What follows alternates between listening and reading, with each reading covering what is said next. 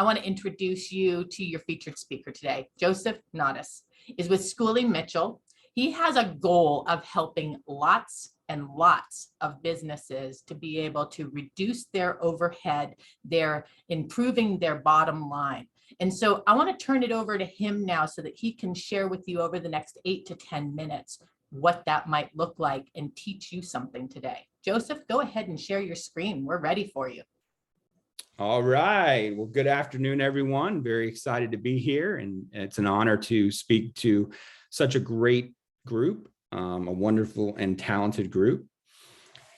I wanted to share this information because I do have a passion and I am inspired by saving businesses and nonprofits money. So if some of this information doesn't apply to you, just pass it on to a friend, a dog, a relative, or another business owner that you know. Hopefully you'll find this information very beneficial. Okay. No. Here is a picture of my wife. This is one of the best parts of the presentation. I just wanted to share this photo so you can see why I get up. One of the reasons or two of the reasons I get up every morning and why I do what I do.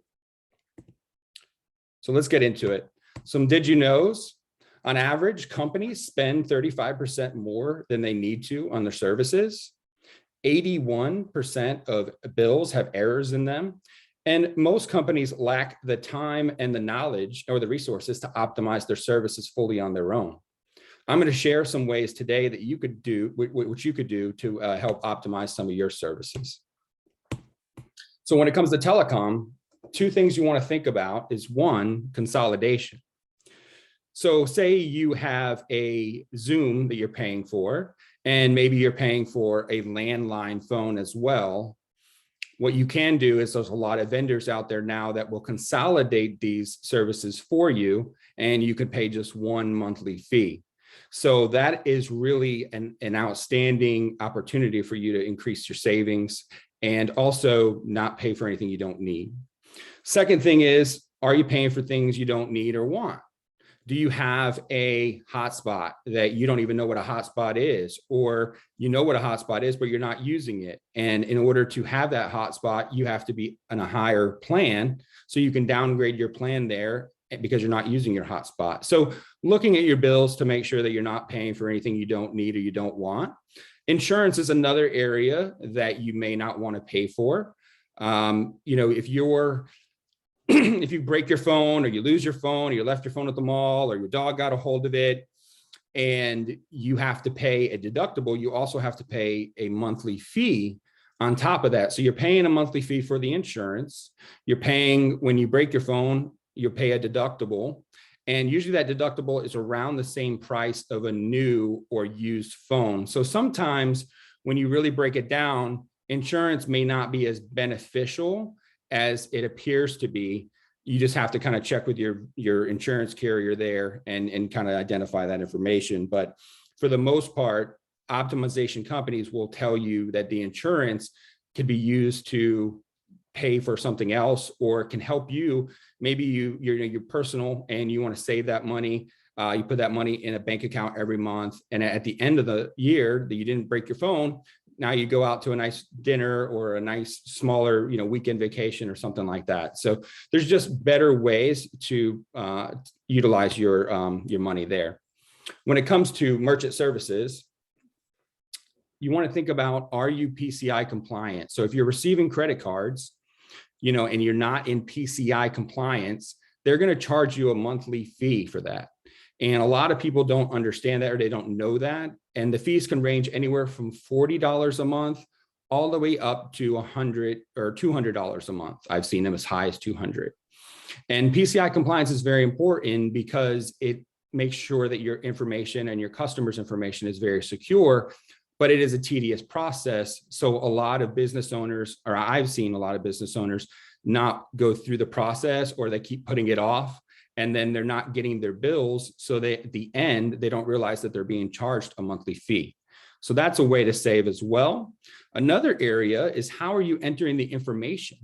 So are you swiping it? Are you tapping it? Is it a diner's card? There's all different variables that go into how a credit card is charged or how it's processed. So the processing fees differ based on what it is being processed, how it's being processed. So is the card not present?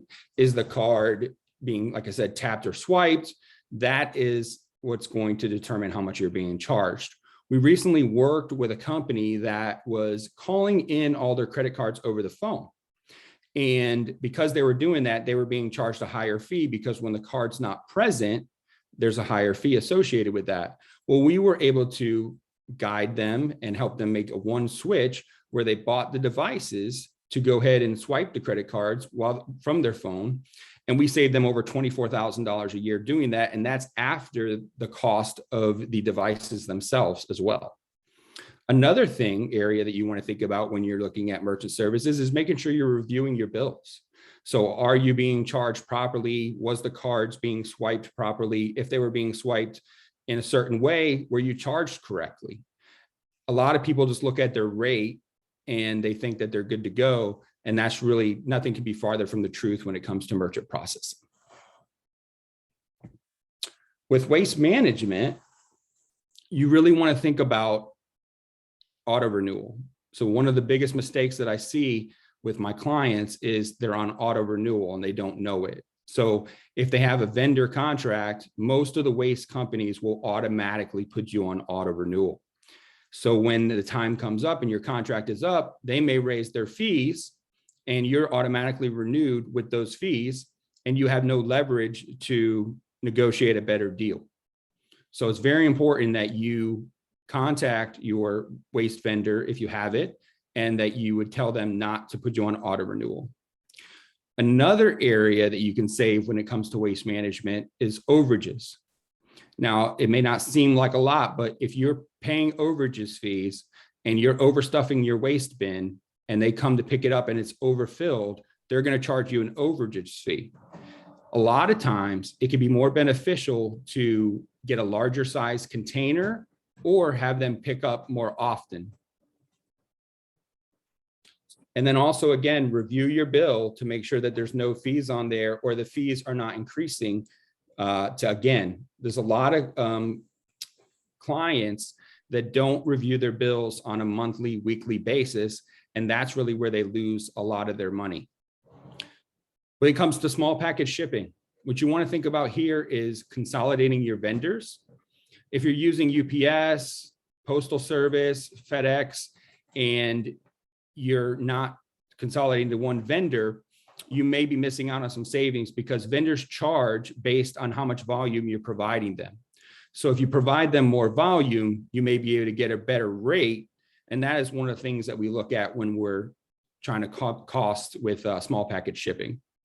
Also, again, you want to review your invoices. You want to make sure that things are being delivered on time. If they're not being delivered on time, that you're getting credit for that. And then you're not paying any fees that are unnecessary.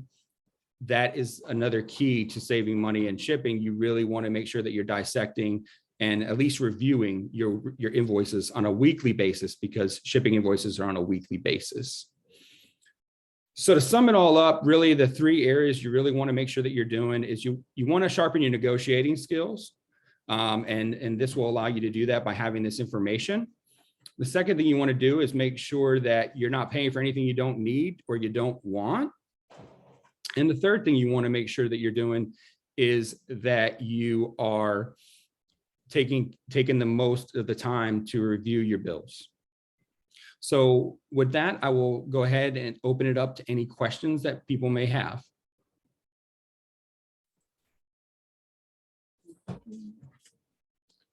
Joe, will you do like an audit if somebody sends you like a credit card receipt or something like that, and say, oh, here's where you could save some money? Yeah. So what we do is when we gather the information, we send those to corporate, and they actually will do the audit there.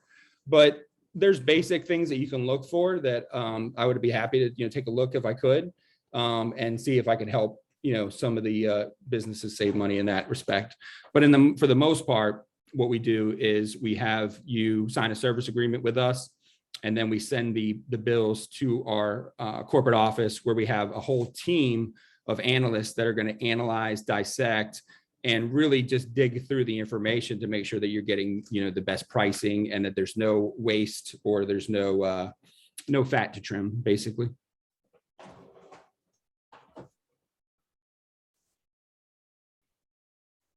Thank you for that question. What other questions do we have? Hi, Joe. Wendy Jurgens here.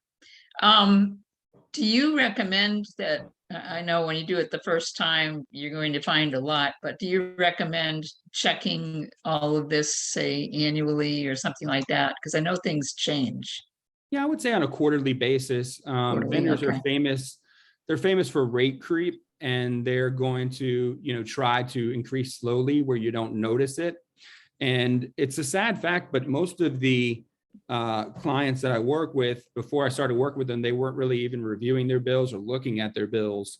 They were just paying the bill every month. And as long as it didn't go up too much and there wasn't much fluctuation, they were just paying it. So we were able to, look at it, dissect it, and then save some money by helping them eliminate some of the things they shouldn't be paying for. Okay. That's especially true with nonprofits, for sure.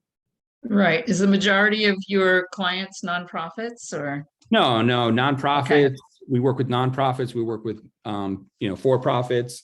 Any business that that if you're in business for yourself or in a nonprofit, we can help you.